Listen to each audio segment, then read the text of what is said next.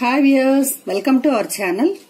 ఈరోజు మనం ఒక వెరైటీ పప్పు తయారు చేసుకుందాం రైస్ లోకి. అది సమ్మర్ లో చాలా మంచిదండి. నిమ్మకాయ పప్పు డిఫరెంట్ గా ఉంది కదా. దానికి కావలసిన పదార్థాలు నేను ఒక 50 గ్రామ్స్ కందిపప్పు తీసుకున్నానండి. ఒక కప్పు తీసుకున్నాను. దాంట్లోకి నేను చిన్న చిన్నవిగా 4 నిమ్మకాయలు తీసుకున్నాను. పులుపు మీ ఇష్టాన్ని బట్టి వేసుకోండి. ఇంత తినలేము అంటే తగ్గించుకోండి. తిరగమాత పెట్టుకోవడానికి 2 చెంచాల ఆయిల్, ఒక 1/2 చెంచా ఇంగువ, ఒక 7 పచ్చిమిరపకాయలు, 2 ఎండుమిరపకాయలు, 2 రెబ్బల కరివేపాకండి. రుచికి సరిపడా ఉప్పు, కారం మీ టేస్ట్ ని బట్టి వేసుకోండి. నేను 2 చెంచాలు వాడుతున్నాను. తిరగమాతలోకి ఒక 1/2 చెంచా పచ్చిశనగపప్పు, 1 చెంచా మినపప్పు, 1 చెంచా ఆవాలు, 1/2 చెంచా జీలకర్ర. ఇవండి మనకు కావాల్సిన పదార్థాలు. చిటికెడు పసుపు కూడా వేసుకోండి కలర్ కోసం. ఇప్పుడు మనం ఈ కందిపప్పుని శుభ్రంగా కడుక్కొని 3 కప్పులు వాటర్ పోసుకొని 4-5 విజిల్స్ రానిచ్చి పప్పు వండుకుందామండి. ముద్దపప్పు వండుకుందాం. ఇవన్నీ వేయకూడదు. ముందు పప్పు వండుకున్న తర్వాత మనం ప్రొసీజర్ స్టార్ట్ చేద్దామండి. ఇప్పుడు పప్పు ఉడికిందండి. కుక్కర్ చల్లారిపోయింది. మూత తీద్దాము. పప్పు ఉడికిపోయింది. చక్కగా మనకి ఉడికిపోయింది. ఇప్పుడు స్టవ్ వెలిగించుకొని ఒక బాండీ రెడీ చేసుకుందామండి. బాండీ చేసుకుని మనం స్టవ్ ఆన్ చేసుకుందాం.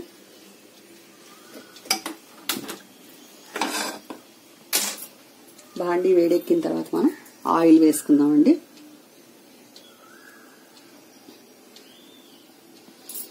పప్పు వండుకున్న తర్వాత మనం ఓన్లీ తిరగమాత పెట్టుకోవటమేనండి. స్టవ్ ఆఫ్ చేసేసి నిమ్మరసం వేసుకోవాలి.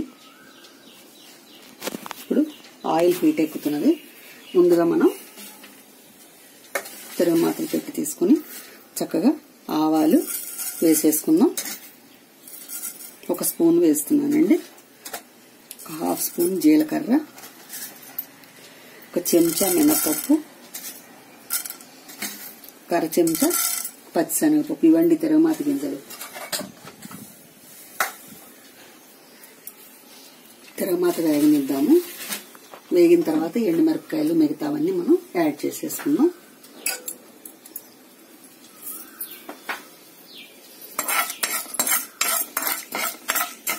ఈ లోపల ఈ పచ్చిమిరపకాయలు మనం చీలికలుగా కట్ చేసుకుందాము.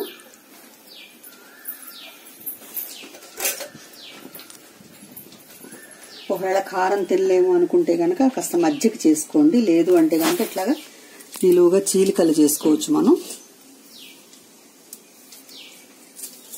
పొడుగుగా ఇట్లా చేసుకోవచ్చు.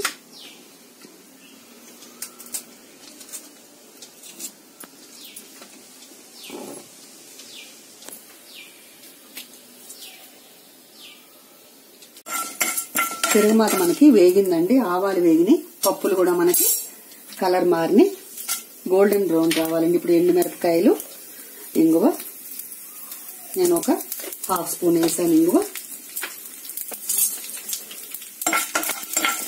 వీటిని వేగనిచ్చి మనం కరివేపాకు వేసేసుకుంటాము. ఎండుమిరపకాయలు మంచి సువాసన వస్తుందండి.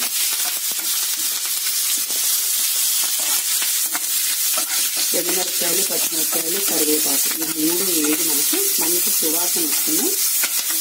ఇప్పుడు దీంట్లో మనం 1/4 స్పూను పసుపు వేసుకున్నాం. ఈ పప్పు ఉడికింది కదండి. పప్పును మనం ఇందులో పోసేసుకున్నాం. చూపించడానికి కన్వీనియంట్గా ఉంటుందని బాండీలో వాడానండి.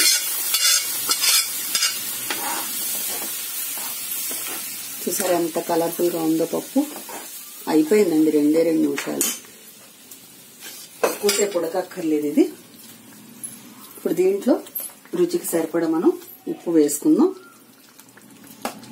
ఉప్పు కారం అనేది మీ టేస్ట్ ని బట్టి మీరు వేసుకోండి. కారం కూడా యాడ్ చేసేసేద్దాము. అంటే పులుపు ఉంటుంది కదండి, కొద్దిగా ఉప్పు కారం ఎక్కువే పడతాయి.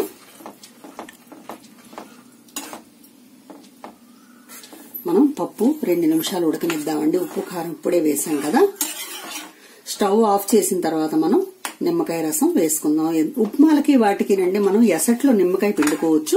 పప్పు గాని చారు గాని నిమ్మకాయ చారు గాని పెట్టేటప్పుడు మాత్రం స్టవ్ ఆఫ్ చేసేసి మనం వేసుకుంటాం. ఎందుకంటే అది వాటర్ లో పిండుతామండి. ఎసరు అనేది వాటర్ కదా, అందులో మనం యాడ్ చేస్తాం. కలర్ రాదు, చేదు అనేది రాదు.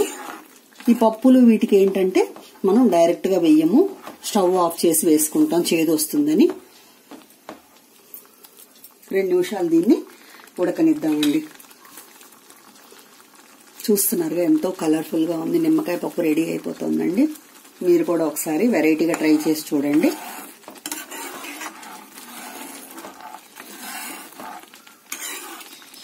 ఇప్పుడు పప్పు ఉడికిపోయిందండి. చూస్తున్నారా చక్కగా మనకి పప్పు అంతా ఉడికిపోయింది. స్టవ్ ఆఫ్ చేసేసేద్దామండి. ఈ నిమ్మకాయ రసం తీసుకున్నాం కదా, అది యాడ్ చేసేద్దాం. అంతేనండి, ఎంతో ఈజీగా మనం నిమ్మకాయ పప్పును చేసేసుకోవచ్చు. ఇప్పుడు దీన్ని సర్వింగ్ బౌల్లోకి తీసుకుందాం. చూస్తున్నారు కదండి, మనం ముద్దపప్పు వండుకుంటే నిమ్మకాయ పప్పుని ఇట్లా రెడీ చేసేసుకోవచ్చు.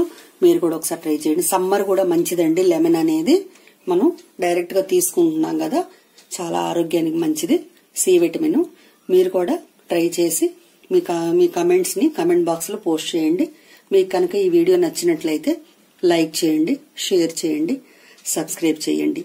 Thank you.